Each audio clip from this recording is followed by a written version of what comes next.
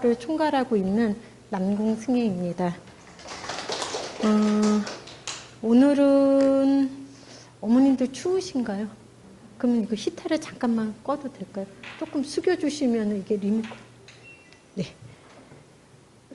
오늘은 이제 수학으로 우리 아이들이 꿈을 어떻게 성장시켜 가야지 되는지에 대해서 준비를 해봤고요. 수학은 좀 많이 어렵다, 도망가고 싶다라는 과목으로만 생각을 했지, 이 수학은 뭐지? 라고 생각하신 분들은 거의 없으실 것 같아요. 그래서 이제 저희 현장에 있는 선생님들이 조금 몇 가지로 정리를 해봤거든요. 그래서 이제 수학은 첫 번째 언어 이해력에 대한 과목이다. 또 국어가 특히 초등 저학년에서는 국어가 상당히 중요한 역할을 하고 있고요. 저희가 이렇게 수학을 잘하는 사람들 보면은 머리가 되게 좋으신가 봐요 라는 표현을 쓰잖아요. 근데 이 머리가 좋다라는 거는 뭐냐면 기본적으로 언어 이해가 되고 그 다음에 깊이 생각하는 힘이 뒷받침되는 건데요. 보통 수학을 푼다 그러면 어머님들 지금 나 수학 문제를 풀어. 그럼 뭐부터 생각나세요? 방정식의 활용, 문장제 문제가 생각이 나실 거예요. 그래서 그 문장을 수식으로 번역한다라는 것은 첫 번째 국어적으로 독해가 이루어지고 이 국어적으로 독해가 이루어진 상황에 대해서 생각을 해보고 그거를 수식으로 변환시킨 후에 결과를 돌출해가는 과정인데요. 초등학교 때는 숫자로 이루어지는 이 과목들이, 단원들이 여기가 일반화돼서 중등 때는 문자로 넘어갈 뿐이고요. 이 문자가 확장이 돼서 고등학교 때에 가면은 식으로 전환이 된다. 그러니까는 기본 틀은 똑같아요. 초등학교서부터 고등학교까지. 그래서 초등학교 수학이 특히 중요하다. 두 번째는 수학은 개념 구조 이해력의 과목이다.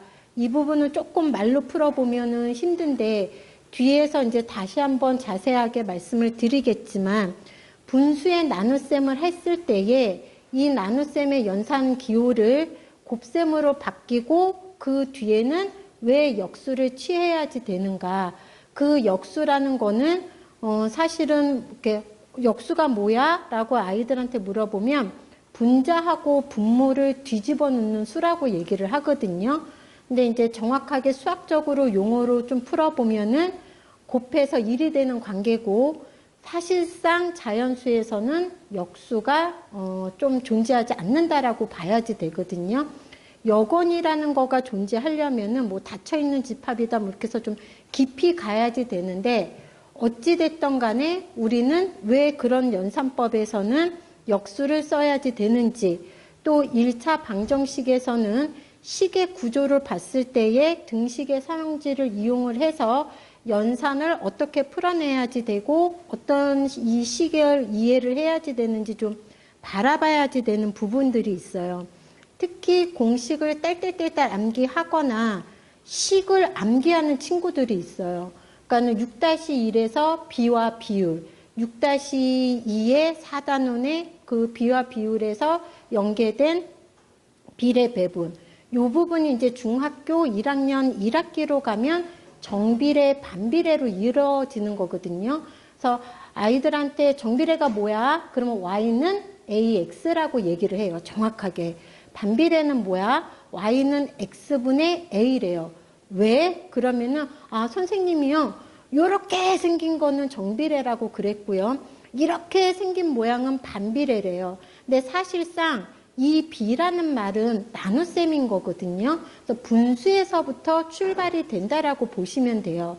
그래서 중학교 1학년 1학기 때에 정비례, 반비례를 배우고요. 그거가 그래프가 되고 평행 이동시킨 거가 이제 중학교 2학년으로 가면은 1차 함수가 되는 거예요. 그 다음에 고등학교 가면은 공수 2에, 공통수학 2에 직선의 방정식으로 연결이 되면서 이 직선과 포물선의 관계, 직선과 원의 관계 이런 식으로 단원들이 확장이 돼서 좀 심화 응용 문제를 해결할 수 있는 그 좀 누적되는 계통 학문이다. 이렇게 보시면 되고요. 제일 많이 표현되는 말이 이거죠. 사고력 과목이다. 연산은 꼭 필요한데, 여기에 보시면은 과도한 연산은 조금 지양돼야 되는 부분이다라고 저희는 생각을 하고 있어요.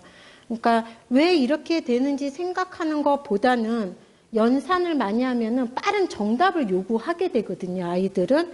그러면 이제 빨리 답이 돌출이 돼야 되다 보니까는 긴 문장 해석하는데 시간이 걸리는 거가 힘들어지는 상황이 돼요. 근데 중학교 가다 이제 중등서부터는 서술형 평가가 강화가 되거든요. 그래서 문장을 어디서 끊어야지 되는지, 그 끄는 짧은 그 문장의 식을 한 문장으로 어떻게 조합을 해내야지 되는지, 그 결과가 차분하게 이루어져야지 되는데, 여기 연산이 조금 많이 이루어지다 보면은 여기가 상대적으로 약해지는 상황은 뒤에서 또 한 번 말씀을 드리겠습니다. 요거는 이제 영재고에서 원하는 인재상이에요. 수학은 실수를 분석할 수 있는 능력이 있어야지 된다. 아이들이 고학년이 되면서 자기 진단 능력이 좀 필요한 부분들이 생기게 되거든요. 그러니까 질문을 할 때에도 선생님 저는 6번을 모르겠어요 라고 질문을 하는 것보다는 저희가 이제 판서를 할 때에 선생님 저는 보라색 그 부분을 모르겠어요.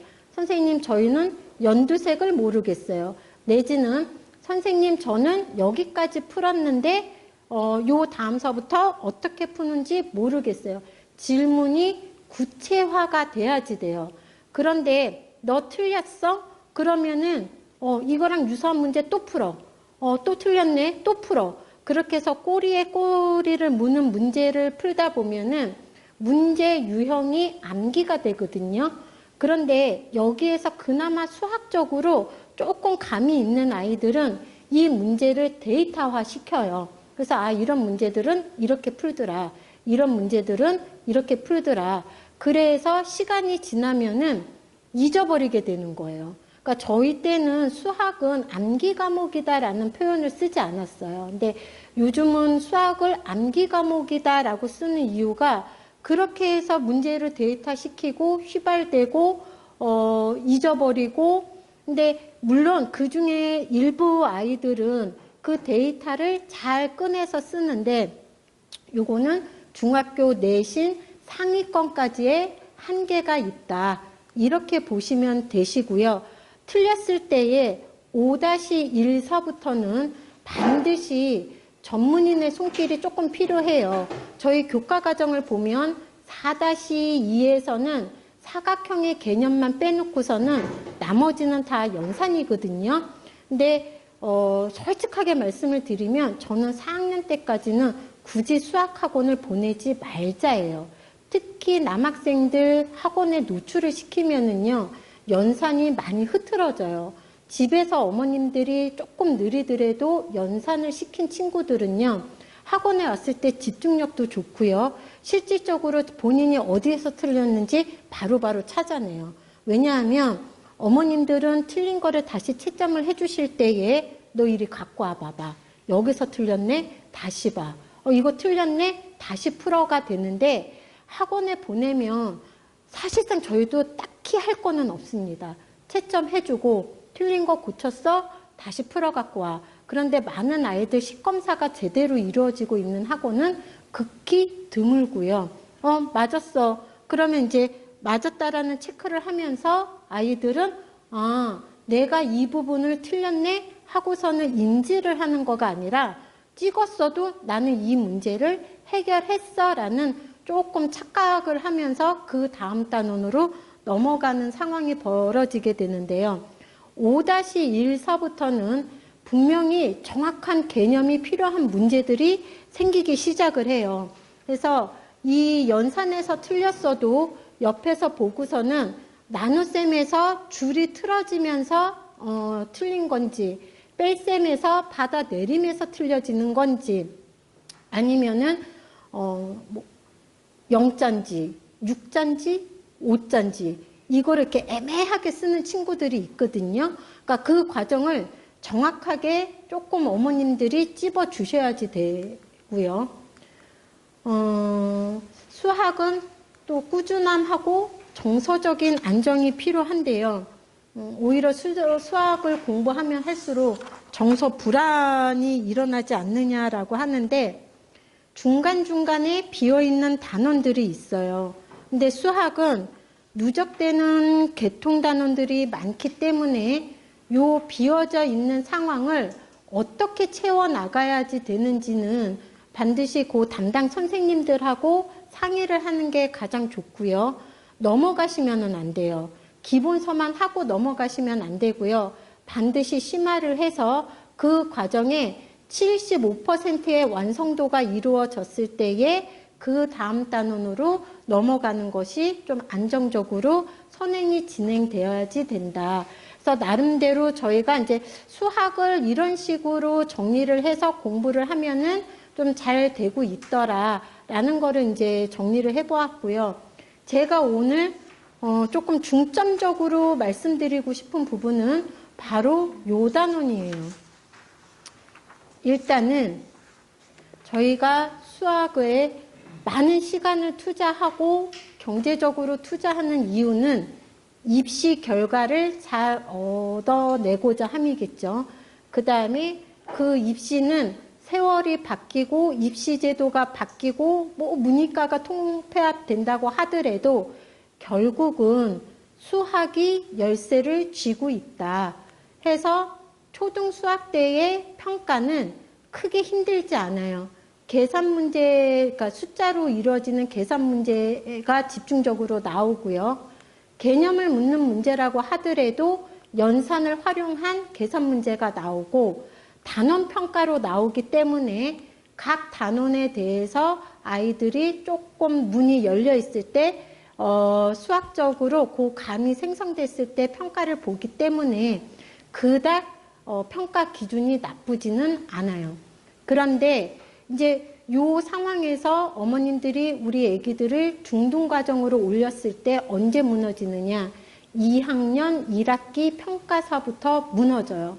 그러니까 중학교 수학은요, 어머님들 세대에 비해서는 공부하는 양은 좀 줄어들었어요. 그런데 문제는 시험 문제가 굉장히 어려워졌고요. 실질적으로 여기에 있는 정평이라든지 홍천, 그러니까는 다른 학교들은 어디 문제집에서 시험 문제가 나오는지 너무 저희가 딱 보면 명확하게 나오거든요. 그런데 코로나 끝나고 다시 아이들이 복귀가 되면서 시험 문제를 보면은 거의 준심화 문제가 그 홍천하고 정평 같은 경우에는 한 학기에 한두 문제씩이 나오더라고요. 그래서 저희도 그거에 맞춰서 미리 좀 준비를 많이 시키고는 있는데요. 첫 번째, 의외로 1번 문제에서 많이 틀려갖고 와요. 여기에서는 계산 문제, 연산, 숫자로 시험 문제가 나온다 그랬잖아요. 근데 이 연산의 개념 문제가 1번, 2번, 3번, 5번까지 그 문장제로 나오면서 아이들이 그 문장을 그림으로 그려보거나 좀 이렇게 해서 수식화 해갖고서는 식을 세워보면 알 수 있는 문제인데 그냥 문제만 읽기 때문에 의외로 1번 실수 문제가 많이 나오고요. 그 다음에 여기에서 이제 서술형 비중이 낮아서 혹시 어머님들, 자제분들 문제집 한번 보셨나요? 그 식이 좀 마음에 만족을 하시나요? 보면은 얘가 중학생이 맞는지 하는 그런 부분들이 많거든요. 그래서 실질적으로 등호를 어디에 붙여야 되는지도 몰라요. 한 그 문장에 등호를 2개 붙이는 아이들도 있고요. 그 다음에 서술형 평가에서 잘 아직 모르잖아요. 시험에 익숙한 세대가 아니다 보니까는 나름대로 자기가 서술형을 이렇게 좀 식을 쓰다가 나름대로 좀 이렇게 중요한 포인트라고 생각을 했나 봐요. 빨간색으로 갑자기 뭘 또 설명을 쓰기 시작을 하거든요. 근데 그런 부분들은 좀 감점 요인이 되거든요. 그래서 서원중학교 같은 경우에는 서술형 평가가 좀 강화된 학교여서 서술형 문제 한 문제당 8점이 나올 때도 있고 12점이 나올 때도 있어요. 그래서 그거는 언제 준비를 많이 시켜주셔야지 되느냐. 초등학교 6-1, 6-2에서 문장을 끊어 읽고 그거를 식으로 바꿔주는 그 수식화 시키는 것을 구조화 시켜주는 연습이 되어 있지 않으면 여기 가서는 그 식을 어떻게 써야 되는지도 모르고 문장을 어디에서 끊어야 되는지도 모르고 그러다 보니까는 시험 문제에는 1단원, 3단원이 합해져서 조합되어 있는 문제에서 조금 아이들이 헤매게 되더라. 그래서 특히 중학교 2-2 같은 경우에는요. 예전에는 중학교 2-2가 좀 많이 어려워요. 24학기 중에 가장 어려운 학기고요. 그 다음에 5-1이 어렵습니다.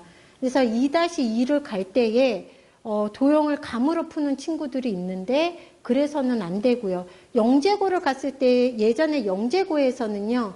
2-2가 굉장히 필요했고 영재고 준비를 하지 않는 친구들은 2-2가 그닥 중요하지 않았어요. 근데 영재고 시험이 조금은 쉬워지고 이러면서 이 영역들이 어디로 올라왔냐면요.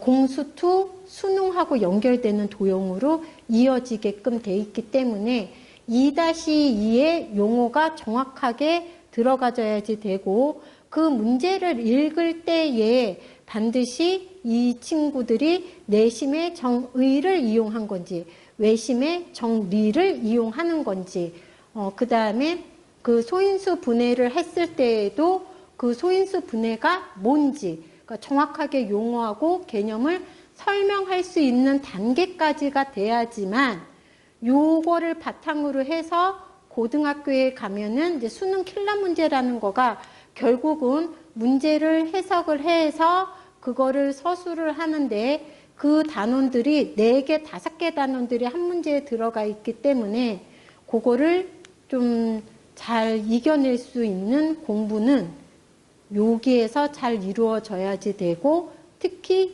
6-1, 6-2 요 수학을 강화시켜서 공부를 시켜주셔야지 돼요.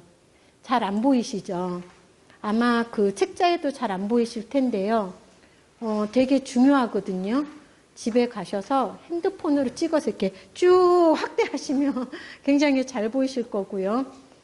되게 어지럽게 좀 구조화가 되어 있고요. 여기에서 몇 개만 제가 좀 발췌해 냈는데요. 보시면은 여기 아까 예를 들어서 말씀을 드렸고요. 여기 도형 단원도 있고,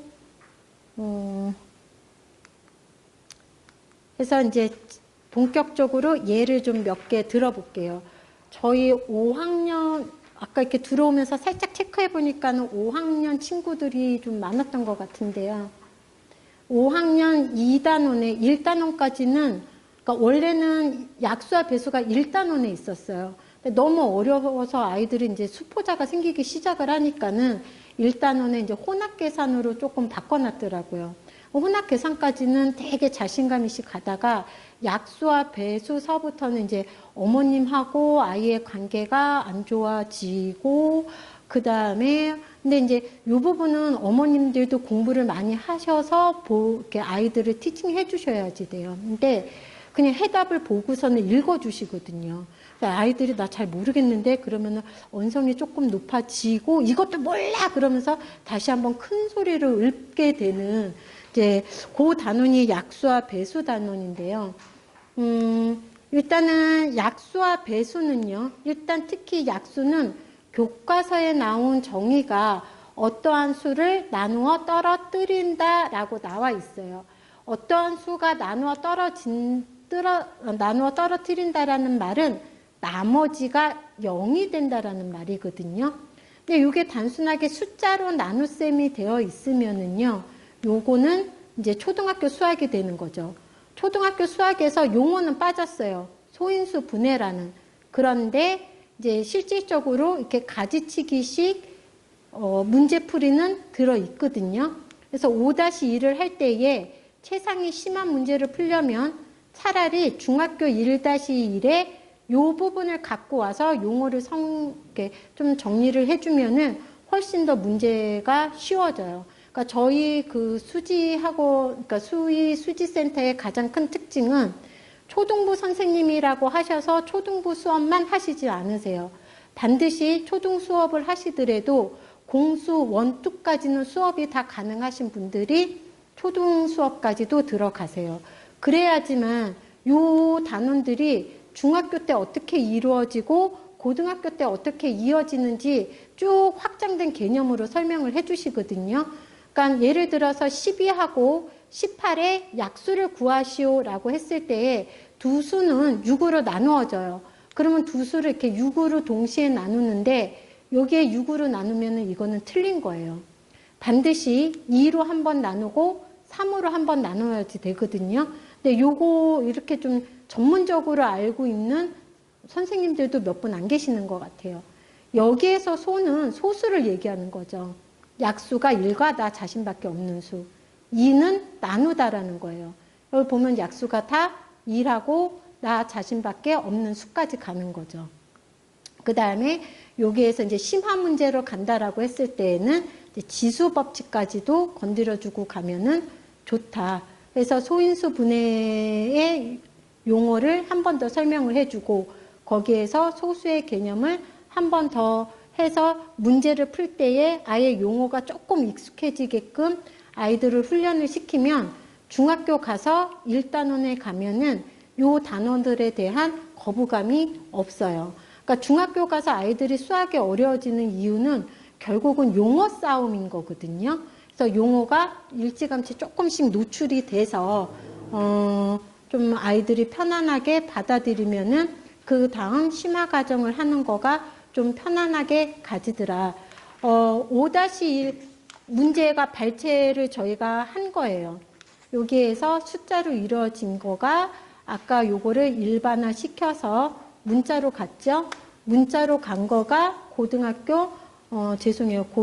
공수원인데 거기에서 나머지 정리. 요 나머지의 정리, 그러니까 나눗셈의 기본 틀이 식으로 갔을 뿐인데 1차적으로 여기에서 수학을 포기하는 친구들이 굉장히 많이 나오고 실질적으로도 시험 문제가 많이 어려워져요. 그래서 이렇게 확장돼서 계통적으로 진행이 돼야지 된다. 그 다음에 그렇다면 이제 저희가 또 한번 고민을 해봐야지 되고 어머님들끼리 또 모였을 때에 제일 고민하는 부분이죠. 선행을 해야 되냐 말아야 되냐. 그 다음에 어디까지 해야지 되냐. 그 다음에 어떻게 해야지 되냐. 심화를 해야 되냐. 경시를 해야지 되냐. 다 소용없으니까는 하지 말아야 되냐. 정답은요. 없습니다. 내 아이에 맞게끔 진행을 해야지 되는데요. 그렇지만 반드시 우리가 원칙을 지켜야지 되는 거가 있다면 저희가 외부에서 오는 아이들 이렇게 입학 테스트를 보면은 아까도 말씀드린 대로 문제를 많이 풀어서 심화로 못 넘어가는 친구들. 그러니까 요즘 유형을 많이 익히다 보면은요, 속도는 빠를 수가 있어요. 그런데, 이 다음 조금만 어려워지면 이해가 이렇게 이해 깊이 있게 공부를 한 거가 아니기 때문에 중학교 상위권 내신까지는 가능하나 최상위권으로 진입하기는 조금 어려운 학습법이다. 그 다음에 연산 중요하다라고 말씀드렸죠. 근데 어머님들이 연산에 너무 목숨을 거세요. 그래서 연산의 실력이 곧 수학적 실력이라고 좀 착각을 하시는 분들도 계시는데 그렇지는 않다. 연산은 중학교 내신, 중학교 1학년 정수와 유리수에서 또 한 번 나오거든요. 거기에서 부호를 조금 더 정확하게 배우면서 확장시키는 거가 조금 더 좋지 않을까. 연산 100문제 풀리는 시간에 차라리 고민하는 한 문제를 더 풀리시는 거가 아이가 중학교 가고 고등학교 갔을 때에는 더 편안하게 수학 공부를 할 수가 있다. 아까도 말씀드렸듯이 이 오답 노트요. 제가 초등학교 어머님들 초기 상담을 하다 보면은요, 제일 첫 번째 받는 질문이 이 부분이에요. 오답 노트는 어떻게 관리가 되나요? 저희 학원은 오답 노트는 없습니다. 왜냐하면 이 오답이라는 거가 아이들한테 오답을 시켜보잖아요. 특히 최상의 오답을 시키면은요, 저희 선생님들이 이제 조금 쉽게 시키기 위해서 재밌는 얘기를 해줘요. 그럼 집에 가면은 거꾸로 복기를 해요. 아, 선생님 아까 이런 웃긴 얘기를 해줬는데, 그래서 답이 이거였는데, 그러면서 이제 암기가 되는 거죠. 그러니까 식은 이렇게 두리뭉실 쓰다가 답만 써갖고 오는 경우가 되게 많거든요. 그래서 오답 노트를 저희는 어떻게 관리를 하느냐, 최상위를 2회독 시키고 있습니다. 그러니까 저희 학원은 다른 학원하고 시스템이 조금 틀려요.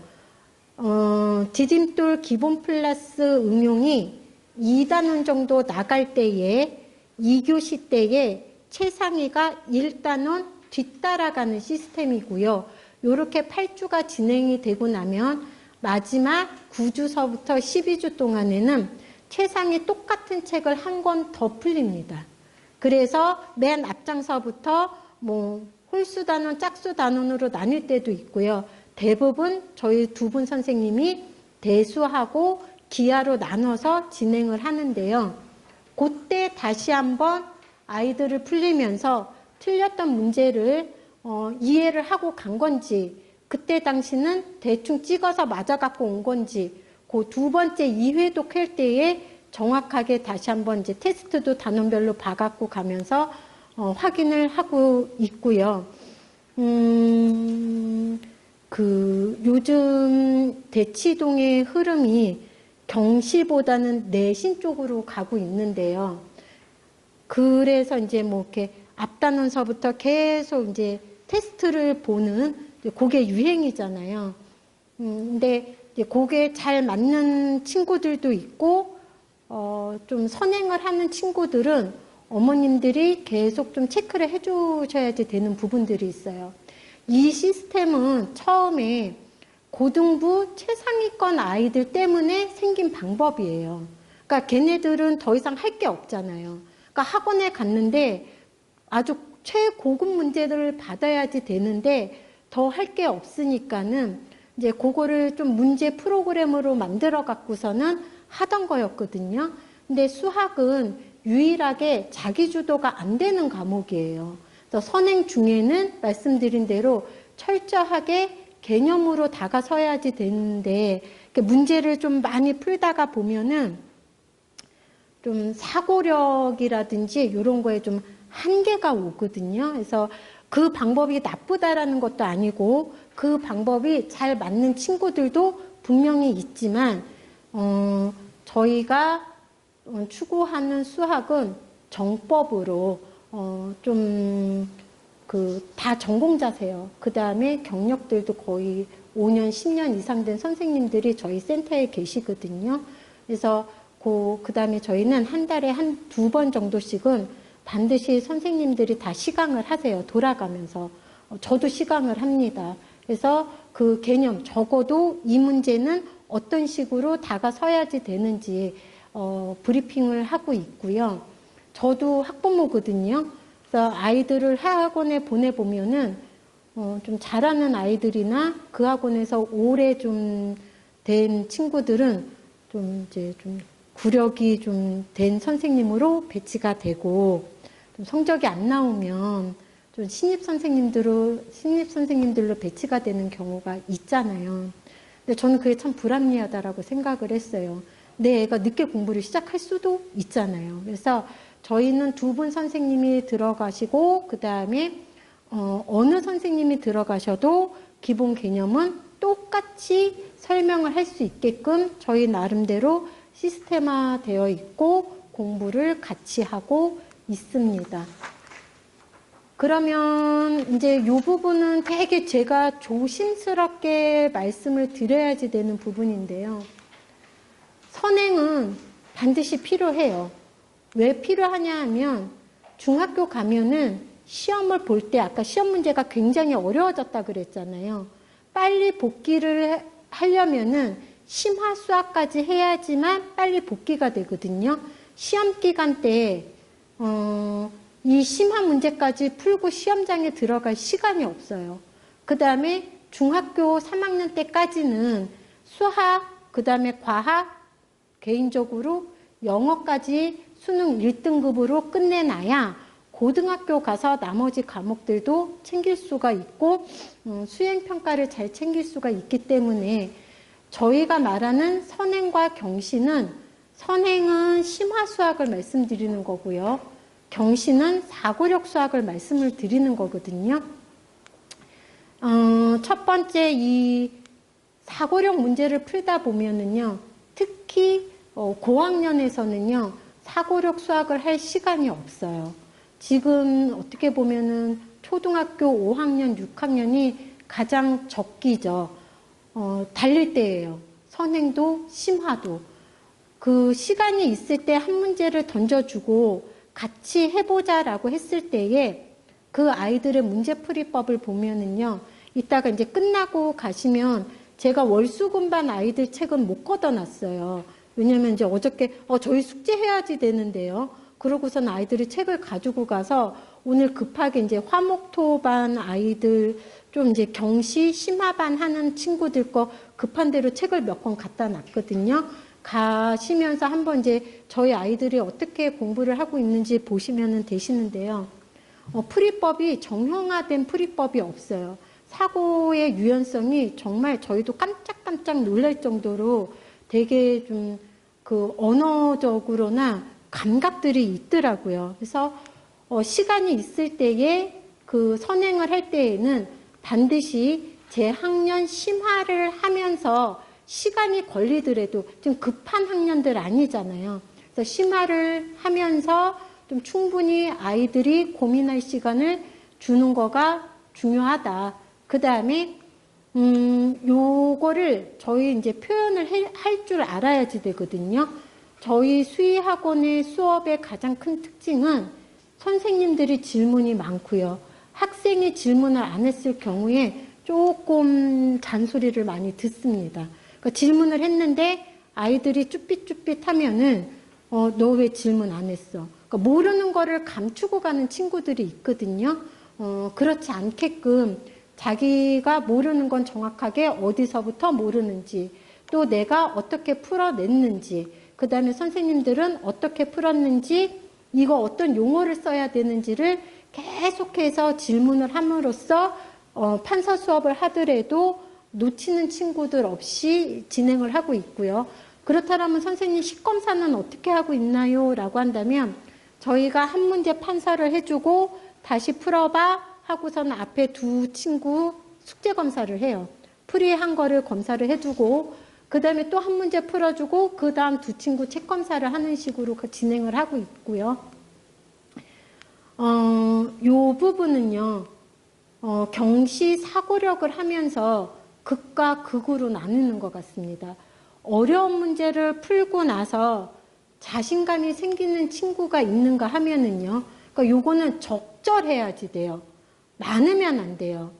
그러니까 내 역량이 안 되는 친구한테 너무나 많은 어려운 문제를 주면은 오히려 좌절감을 맛보게 되거든요. 그래서 요거는 아이에 맞게끔 경시를 진행하시는 거가 맞다. 선행이 됐다라고 해서 경시를 진행하는 거는 아닌 것 같습니다. 저희 지금 이제 그 중3 과고반이 있거든요. 얘네들은 경시를 가랑비에 옷 젖듯이 했어요. 그냥 시험 끝나고 나서 조금 방학 때 특강으로 조금 대신에 저는 조금 그 루트를 알고 있으니까는 그 선행을 많이 시켰어요. 지금 수능 킬러 문제를 2회독 시켰거든요. 중3인데. 그러고 나서 요즘은 KMO 기출을 보고 있어요. 평균 12개에서 15개가 나오더라고요. 그러니까 초등학교 저학년은요, 사고력 수학이 있어요. 창의 수학이 있어요.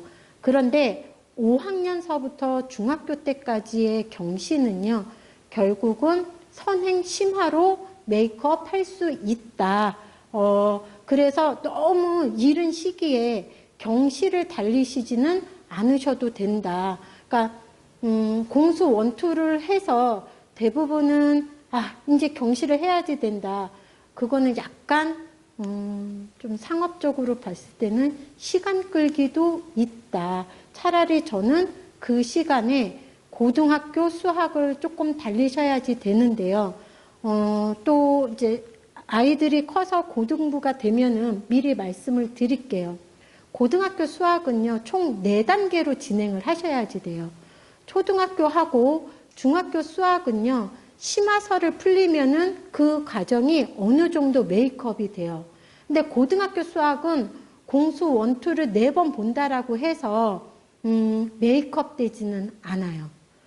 40점 받던 친구가 공수 원투를 한 바퀴 돌리면 50점까지는 가겠죠. 또 돌리면 55점이 되고요. 또 돌리면 60점이 돼요. 그러면 이 부분은 언제 메이크업이 되느냐? 미적 1까지는 무조건 달리셔야지 돼요. 그러니까 너무 구멍이 많은데 가자라는 말씀은 아니에요.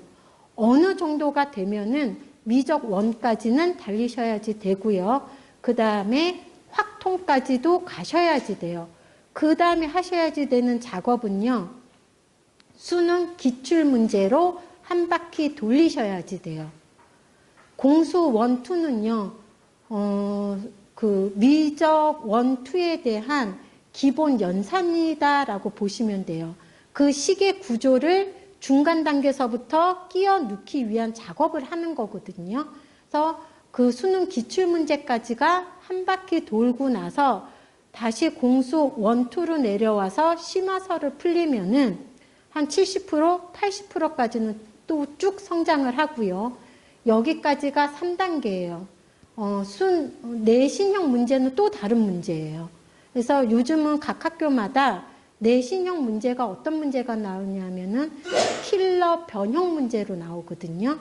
그래서 그 내신 심화 문제서를 풀기 위해서는 수능 기출 문제까지는 한 바퀴 돌아야지만 공수 1, 2에 대한 심화가 이해될 수 있다. 예. 그렇게 보시면 되실 것 같아요. 그래서 심화, 선행의 심화, 경시의 사고력이 되면은 그 중고등학교 수학에 가서 유리한 위치를 선점할 수가 있을 거고요. 말씀드린 대로 경시는 선행이 어느 정도 됐다라고 해서 다 하는 거는 아닌 것 같습니다. 이게 과부하가 걸리는 친구들은 맞거든요. 그 다음에 처음서부터 무리하게 어려운 문제를 주는 경우가 많아요. 근데 어머님들도 이렇게 신발을 신을 때 급하면은 신겨지시나요? 안 신어지죠. 그 다음에 아무것도 모르는데 위에 어른들이 뭐 일을 시키면 이거 뭘 어떻게 하는데 어떻게 해야지 되지? 힘들잖아요. 아이들도 마찬가지예요. 아무것도 없고 개념도 약한데 이렇게 막 무리하게 경시가 집어넣어지잖아요. 그러면은 공중부양 학습밖에 되지는 않아요. 그래서 차라리 이럴 경우에는 저는 개인적으로 추천드리고 싶은 거는 공수 1, 2까지 가서 좀 경시를 해야지 된다라는 판단이 나온다면은 그 서점에 가셔서 경시 문제집이 있어요. 그거를 몇 문제 풀려보세요. 그러니까 이게 완전 창의 경시가 아니고요. 저희 학원 교재로 쓰고 있는 슈퍼매스라는 교재가 있어요. 다른 학원은 아마 영재고 한 2학 준비하는 중학교 2학년이 쓰는 문제집이거든요. 저희가 요번에 조금 교재를 바꿨어요. 대부분 저희는 중학교 1학년이 되면 공수 1이 들어가져요. 그러면 어린 아이들은 아무리 똑똑하더라도 3개년 이상의 선행을 할 때는요, 나이의 한계는 조금은 부딪혀요. 그렇기 때문에 공수 원투 정석하고 센을 하면서 슈퍼매스 문제집을 모든 반에 넣었어요. 중3까지의 학습은 학습을 시키는 사람의 몫이지 학습자의 몫은 아니라고 말씀을 드렸잖아요. 그거가 이해가 되게끔 그 문제집이 60% 이상 이해가 되게끔 저희 선생님들이 충분히 끌어가실 수 있다라고 생각을 해서 그 다음에 또 그렇게 훈련이 되어 왔고요. 저희는 이제 중등 과정이 3개월 동안에 저희 자체교재 개념서, 일품, 최상위까지 쓰는 반이 있고요. 최상위를 2회독합니다. 그 다음에 최상위가 70% 이상이 나오면 A급을 진행을 해요. 이렇게 진행을 한 친구들이기 때문에 공수 원투에 가고 그 다음에 중학교 1학년이 됐을 때에 재학년 심화로 조금 감을 익혀보자 라고 해서 슈퍼매스를 쓰게 돼 있는데요. 이 슈퍼매스를 쓰는 가장 큰 이유는요. 결국은 고등학교 1학년에 가서 내신 때문에 이거를 쓰는 거예요. 그러니까 자사고 특목고뿐만이 아니고요. 최근에는 수지도 교육 특구 지역이잖아요. 시험 문제가 상당히 어려워요. 제 시간 50분 안에 절대로 못 들어와요. 40분 안에도 잘 못 들어와요. 그 다음에 요 문제들을 보면은 1학년 때는 어머님들이 우리 애는 문과 갈 거니까는 수학을 조금 천천히 하겠다. 내지는 뭐 국제고라든지 외고를 가기 때문에 수학을 조금 천천히 하겠다. 조금 다시 한번 생각을 해보셔야지 돼요. 왜냐하면 영재고 갔던 아이들이 국제고를 갈 수도 있거든요. 특목고라는 메리트 때문에. 그 다음에 일반고를 가게 됐을 경우에는 이렇게 경시를 했던 친구들하고 문과 수학을 약하게 했던 친구들하고 결국은 내신 산출은 같이 해야지 되잖아요. 그런데 그 문제 유형을 보잖아요. 그럼 최근에는 이 KMO하고 그 대학교 1학년의 정수론, 대수론의 가장 기초적인 부분하고 조금 이렇게 해서 좀 믹스돼서 나오는 문제들이 있어요. 그래서 중학교 때 심화를 할 때에 그 과정까지도 다 건드리고 가야지만 이 경쟁력 있는 학습이 되더라. 그렇게 보시면 되고요. 그렇다라고 해서 아무것도 안 돼 있는 친구들한테 어려운 문제를 물리적으로 많이 주게 되면은 나가 떨어지는 상황이 되겠죠. 그래서 또 그 경시를 해보시면은 아마 위에 이렇게 주변의 선배 어머님들한테 말씀을 들어보면은 이렇게 좀 후회하시는 어머님들이 또 더러 좀 의외로 많이 계세요. 왜냐하면 영재고를 준비하자. 그러고 선행은 대부분 학원에서 하지 않습니다. 공수 원투만 돌려요. 그리고 경시에 올인을 하죠. 월화수목 금토까지.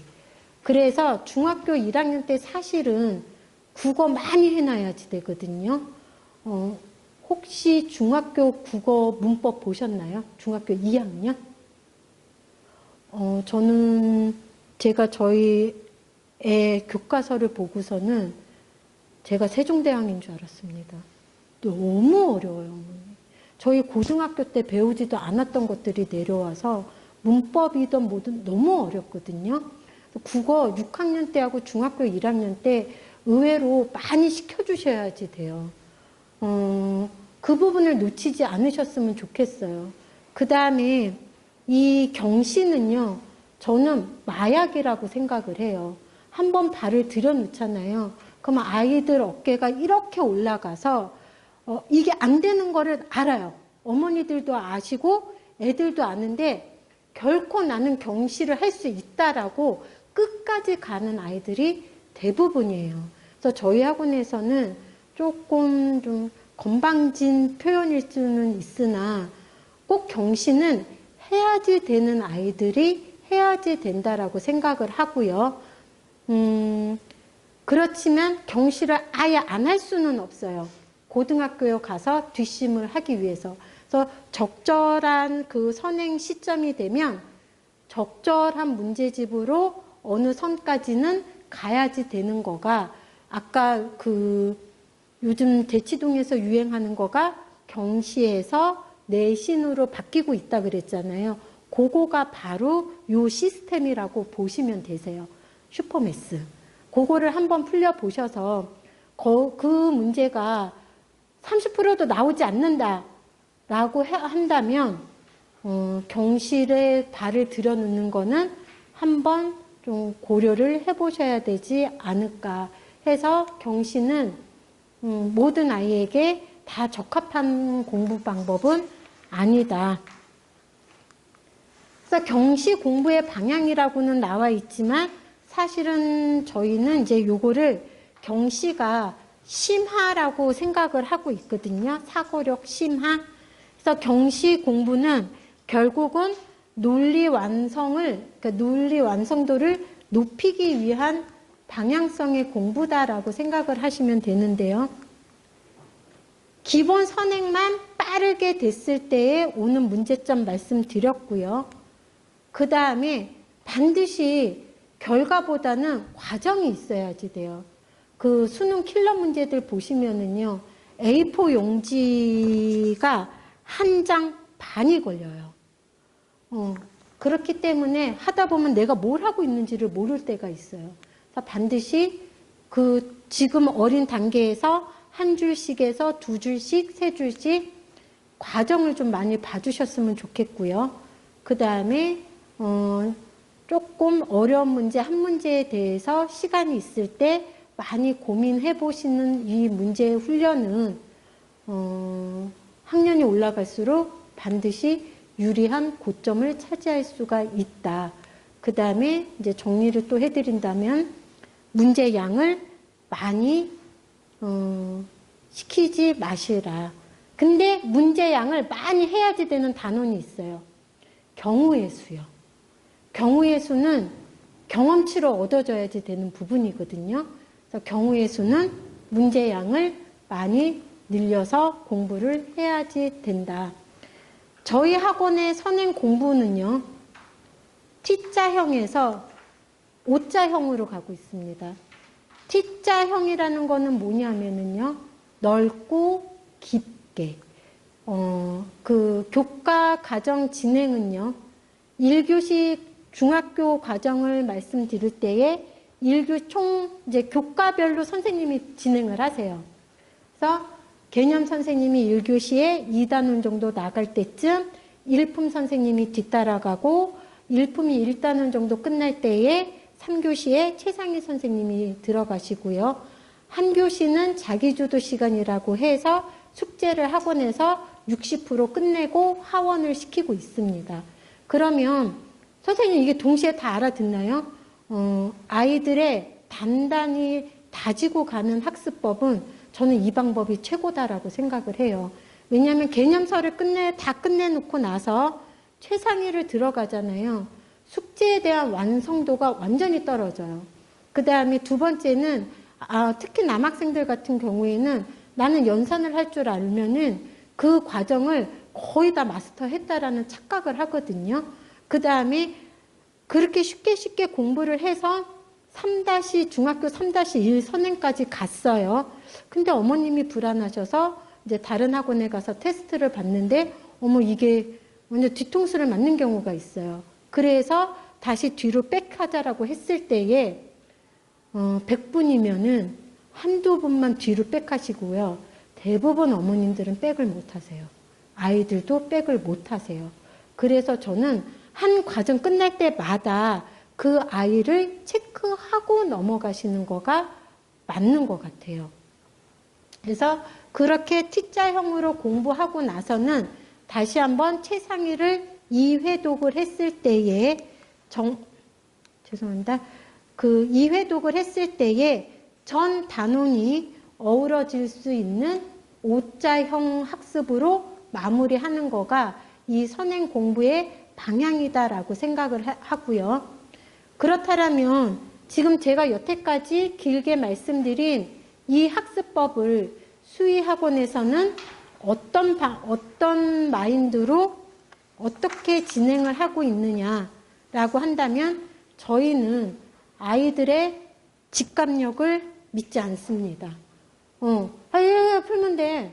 뭐라고? 아유, 이렇게 풀면 되는데요. 감이 아니라, 그러니까 쉽게 얘기하면, 좋게 얘기하면 직감력인데요. 정확히 말씀드리면 찍는 거죠. 그래서, 찍기식의 수학이 아니라 얘를 어떤 식으로 갖고, 그러니까 식이라는 거가 결국은 그 문제에 대한 이해력을 하고 독해를 하고 이해를 해서 구조적으로 만들어냈는지 이거를 철저하게 좀 검사하고 있고요. 들어오면 많이 아이들하고 충돌을 하고 많이 아이들이 힘들어해요. 그래서 4개월을 버티면은 결과는 충분히 만들어지는데요. 4개월까지 버티기가 너무 힘들어요.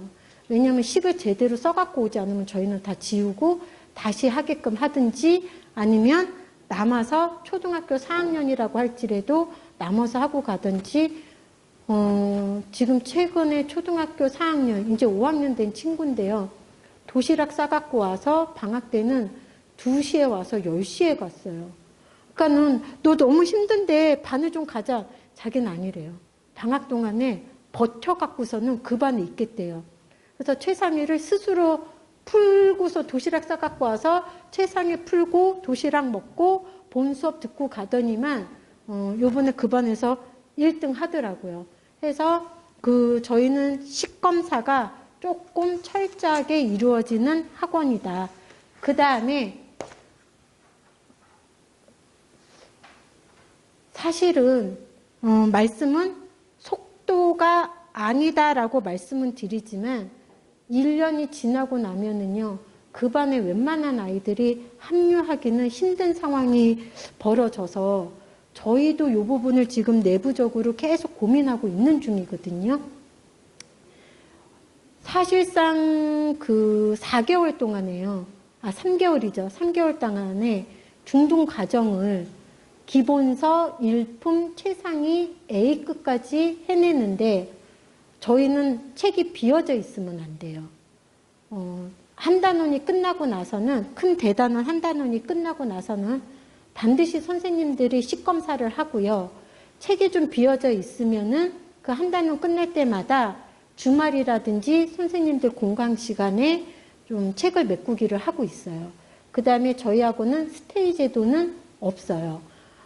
저희 애들 보면은 뻔히 쫓아오고 있다, 못 쫓아오고 있다가 보이거든요. 근데 쭉 한 과정 끝나고 나서 테스트 보고 너 이거 안 됐으니까는 한 번 더 들어. 이거는 너무 잔혹한 것 같습니다. 그래서 어떻게 해서든지 그 과정 내에서는 선생님들이 책임지고서는 끌고 가고요. 그 책을 메꾼다라는 게 선생님들이 일방적으로 풀어주고서는 끝내는 거가 아니고요. 다소 시간이 걸리더라도 아이들이 풀 때까지 조금 고민을 같이 해주는 그 방법으로 책을 채우고 있고요. 그 다음에 다른 학원에 비해서 문제집이 많은 편은 아니에요. 심화서가 많은 편이기는 하죠. 해서 초등학교 때 특히 최상위 2회독 하는 거를 지금 재원생 어머님들은 가장 만족해 하고 계시는 것 같아요. 그래서 저희 저희 학원은 전국 2% 안에 들어가는 친구들이 많고요. 방송에도 나왔듯이 홍천고 내신 굉장히 어려운 거 아시죠? 거기에 수학 전교 1등은 항상 저희 학원에서 나왔고요. 서술형 평가가 전교에 1명이 나오면 저희 학원이었고요. 2명이 나오면 2명 중에 1명이 저희 학원 학생이고요. 저는 고3이 됐을 때에 단지 4% 안에 들어가는 1등급으로 만족하지 않고요. 안정적으로 2% 안에 들어갔을 때에 얘가 1등급이다라고 인정을 하거든요. 그 다음에 저희 그냥 수의학원에 다니는 친구들이 1년 정도 어떠한 과정을 마치고 옆에 학원에 가면 다 다 경시반 나오더라고요. 그 아이들을 조금 오랜 시간 동안 관찰을 해봤어요. 관찰을 해보면 아이들의 대답은 항상 뭘 질문을 했을 때 물어보면은 용어로 대답을 해요. 그 다음에 이 틀린 문제를 어떻게 저희가 확인을 하고 있냐 하면은요, 고등학생 아이들은요, 6시 반이 되면은 기상 문자를 저한테 보내요. 선생님, 저 일어났습니다. 무슨 공부를 할 겁니다. 하고 사진을 찍어서 보내요. 그런데 처음에는 그거를 예약 문자로 보내는 친구들도 있고요. 어느 날은 어머님이 대신 저 누구누구 일어났습니다 하는 친구들도 있어요. 뻔히 알지만 그래도 6시 반 기상 문자를 해서 좀 학습을 1시간이라도 하고 학교에 가는 거를 원칙으로 하고 있고요. 그 다음에 이제 중3 과고반 아이들은 7시에 기상 문자를 해서, 제가 핸드폰이 없는데, 해서 이제 무슨 공부를 한다. 근데 이제 중3 아이들은 대부분 저희가 수과학을 시켜요. 고등학생 아이들은 중학교 3학년 때 요 훈련을 받고 올라갔기 때문에 바로 국어를 하든지 영어를 하든지 학습이 가능해요. 그런데 중학교 처음 요 시도를 하는 아이들은요, 힘들어요. 멍 때리게 되거든요. 연필이 움직여지는 과목으로 공부를 시작을 해야지 돼요. 그래서 수학하고 과학을 하고 있고요. 그 다음에 요 틀린 문제에 대해서 그 문제에 그날 해결하지 못하는 심한 문제들이 있어요. 고등부 같은 경우에는 고등부 선생님이 11시서부터 1시까지 줌을 켜놓고서는 그 안에서 공부를 하고 질문을 하는 거로 이렇게 좀 관리를 철저하게 하고 있어요. 그러면 초등부 아이들은 어떻게 관리를 하고 있느냐? 저희 학원의 아이들의 가장 큰 특징은 지금서부터 여행이라는 거는 없습니다, 어머니. 그 애들이 스스로 안 가요. 한번 갔다 오면은 저희 학원 특히 방학이 되잖아요. 하루 진도는 다른 학원 일주일 진도하고 똑같고요. 왜냐하면 속도가 붙어서 그냥 나가지게 되거든요. 일주일 긴 여행을 다녀오시면은요, 거의 그 과정에 기본서가 60%가 끝나져 있어요. 그래서 반을 조정을 해야지 되는데 반 조정하는 거는 또 싫거든요. 그래서 그 다음에 문제풀이법이 제가 말씀드렸잖아요. 중등 선행을 할 때에도 반드시 고등부 선생님 한 분이 투입되게끔 돼 있어요. 왜냐하면 문제를 그렇게 바라봐야지 되거든요. 인수분해를 할 때에도 문제를 많이 풀어서 유형을 익히는 건 아니에요. 인수분해는 딱 4가지 원칙으로, 지구상에 있는 모든 인수분해는 4가지 안에서 다 풀리게끔 돼 있어요. 저희 수의 선생님들은 중등과정에 들어가면, 특히 고등과정에 들어가면은요, 각 단원의 개념을 2가지로 정리해 주시고요. 이 2가지 개념으로 모든 문제를 해결하게끔 그렇게 훈련을 시키고 있거든요. 근데 중학교 1학년 친구가 얼마 전에 어머님께서 전화를 주셨어요. 선생님, 도대체 애 세뇌를 어떻게 시켰냐요? 왜요? 그랬더니 이제 여행을 안 간다라는 친구 전화도 있었지만, 옆에 학원에 가서 이제 저는 어떠한 과정이 되면 말씀드렸듯이 좀 다른 학원에 가서 이제 뭐 시험도 보고 체크를 하고, 저는 굉장히 자신이 있거든요. 저희 다니는 재원생들은 다른 학원으로 가지 않을 거라고. 그 대신에 부족한 부분은 반드시 얘기를 해달라고 얘기를 해요. 그럼 방학 동안 그 부분을 메이크업 시키겠다고. 근데 이 중학교 1학년 된 친구가 가면서 엄마한테 그러더래요. 아, 나는 시험을 보러 가서는 안 된다고. 왜? 했더니 그러면 수의의 기밀이 다 새 나간다 그러더래요. 무슨 소리야? 그랬더니 그러면은 나올 때에 식을 다 지워놓고 나오겠다고 그랬대요.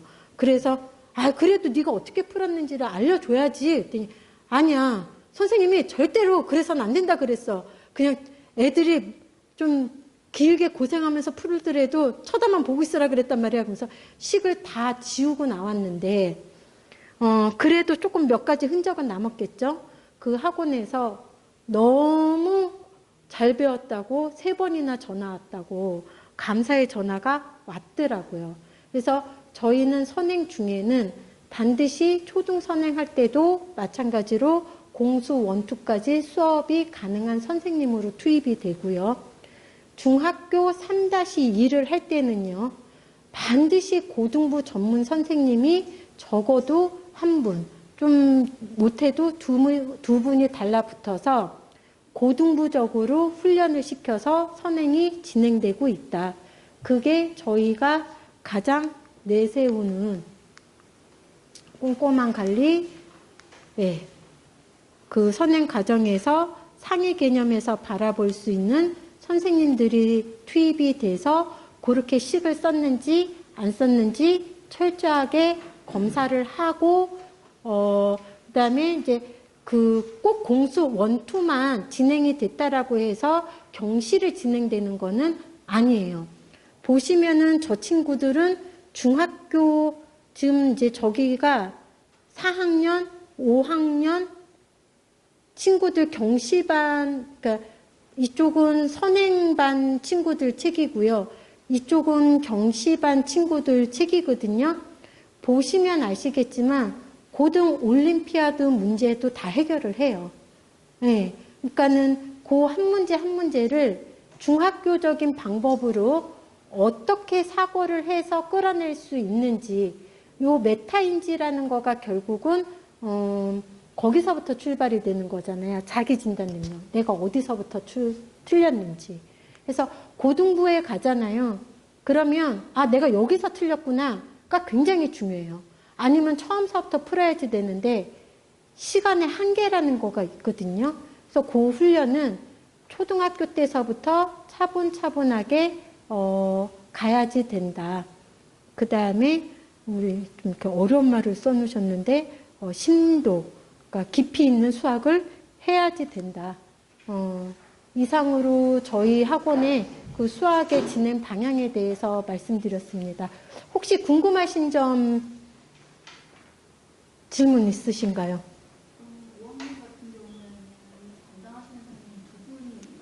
네, 저희 초등과정은 2분 선생님이 진행이 되세요. 초등부는 3개월이고요. 중등부도 3개월. 대신에 저희가 하루에 3교시씩 수업을 하고 한 교시는 자기 주도 숙제를 해서 가고 주 3회로 진행이 되고 있어요. 예. 근데 한 선생님이 3시간 수업을 하다 보면 아이도 지치고 선생님도 이제 집중력이 떨어지기 때문에 이게 좀 속도를 내기가 힘들거든요. 그래서 3분 선생님이 진행이 되시고 말씀드린 대로 반드시 고등부 선생님이 또 이렇게 해서 또 투입이 돼야지 되기 때문에 3분 선생님이 진행을 하세요. 또 다른 질문? PSL, PHL 뭐 이렇게 나눠져 있는 거는 아예 과정이 다른 건가요? 교재가 틀립니다, 어머니. 거기에서 보시면 이제 교재가 최상위를 2회독 하느냐, 최상위를 1회독하고 점프항수학으로 넘어가느냐. 이거는 레벨에 맞춰서 이렇게 배정이 되는 거예요? 아니면 선택을 하는 거예요? 처음에는 무조건 다 최상위 반으로 진행이 됩니다, 어머니. 그러다가 저희가 최상위가 75%가 나왔는데 굳이 최상위를 2회독을 할 필요가 없다라고 했을 때에는 점프반으로 진행이 됩니다. 지금 진도가 어떻게 진행되고 있는지 그거는 반마다 과정별로 다 있기 때문에 딱 매달 이렇게 들어갈 수 있는 반이 있는 건지 아니면은 딱 시작반이 언제다 이런 주기가 정해져 있는 건지. 상시 입학 가능합니다. 예. 과정 중간에 들어갈 수도 있는 거잖아요. 네네. 테스트를 보고 살릴 거는 반드시 살리고, 그 다음에 조금 앞에 보충을 해서 따라 붙을 것 같은데, 그러면 이제 보충을 해서 따라 붙이기도 하고요. 그 다음에 이 친구가 조금 좀 많이 좀 약한 것 같다. 그럴 때는 그 과정을 다시 하는데, 최상위로 한번 훑고 들어가느냐, 아니면은 처음부터 다시 해야지 되느냐, 그거는 이제 저희가 테스트지를, 정확하게 분석을 해서, 한 문제 한 문제 분석을 해서, 상담을 진행하고 있습니다. 예. 또, 네. 아이들 식생活을 검사를 하신다고 했는데 네. 모든 문제를 다 할 수는 있죠. 예. 보통 보면은 저희가 고등과정은 다 한글로 워드화 작업을 해놨거든요. 그 다음에 이렇게 보시면은 문제가 있고 요만큼씩 식 쓰는 란을 만들어 놨어요. 그래서 위에서 이렇게 보면은 다 알아요. 예. 그렇기 때문에 식 검사가 이루어지는데 이제 디테일한 식 검사는 사실상 고등부에서는 조금 불가능하고요. 초등부하고 중3-1 과정까지. 근데 식 검사가 철저하게 안 이루어지는 단원들이 있어요. 기하 단원들이요. 기하 단원들은 여러 가지 방향에서 봐야지 되거든요. 근데 이게 식을 쓰다가 방향을 놓칠 때가 있어요. 그래서 기하 단원을 할 때에는 그렇게 식 검사를 철저하게 하지는 않지만 굳이 한다면은 2-2 닮음. 닮음의 순서가 굉장히 중요해요. 그래서 이 닮음의 순서가 맞는 식 검사는 하고 있습니다. 중등 과정 나갈 때요. 네. 3-1까지 하고 보통 수업을 가면 3-2까지 하고 저는 원칙적으로 3-2까지 하고 가는 게 맞아요. 왜냐하면 말씀드린 대로 2-2하고 3-2의 그 도형 문제가 수능 문제, 모의고사 문제로 많이 들어왔어요. 그래서 이 단원을 약화시키면은 안 돼요. 그래서 이제 고 3-2까지는 가야지 되는데, 근데 또 학년적으로 급한 학년이 있어요. 그럴 경우에는 이제 뭐 방학이 임박해서다. 그랬을 때에는 조금 이제 특강으로 더 보충을 한다든지 해서 선행으로 뽑거나, 좀 과정에 있어서, 좀 요 부분은 좀 겨울방학 때 해야지 된다. 근데 선행 중에 대부분의 아이들은 3-2까지 A급으로 다 마스터하고 그 다음 단계로 진행하는 거예요. 예. 근데 그 다음 과정이 뭐 16주 과정 네. 학생단인 거잖아요. 네네. 근데 그러면 이제 뭐 공통수업 원투 이런 거를 16주면 4달에 이제 하나씩 한다는 얘기인데 네네. 되게 굉장히 빠른 거잖아요. 네네. 네. 근데 이걸 이렇게 해가지고 마더톤까지를 해서 거의 이거를 4달씩 해서 하면은 거의 2학년 되기 전에 다 끝나는 건데 애들이 대부분 다 수업과 다른 그거는 이제 교재를, 이제 그런 교재를 쓴다라는 거고요. 과정 중에는 중학교 1학년을 이제 예를 들면은요, 4달 동안에 저희가 했을 때에는 정석하고 센하고 일품 3권으로 진행을 해요. 그런데 센의 C단계도 다 풀고요. 일품의 학력 기출 문제도 다 풀어요. 그런데 순서가 조금 바뀌는 반들이 있어요. 그러니까 일품까지 동시에 진행을 할 수 있는 친구들이 있는가 하면 일품이 조금 무리인 친구들이 있어요. 이럴 경우에는 센까지 조금 빠르게 진행을 한 다음에 다시 정석의 연습 문제와 일품으로 마무리를 짓는 반이 있어요. 그러니까 교재의 순서는 반의 아이들의 구성에 따라서 조금씩 틀릴 수는 있고요. 현재 중학교 1학년을 기준으로 했을 때에 공수 1, 2가 들어가졌다. 그러면은 슈퍼매스를 같이 진행을 하고 있고요. 예.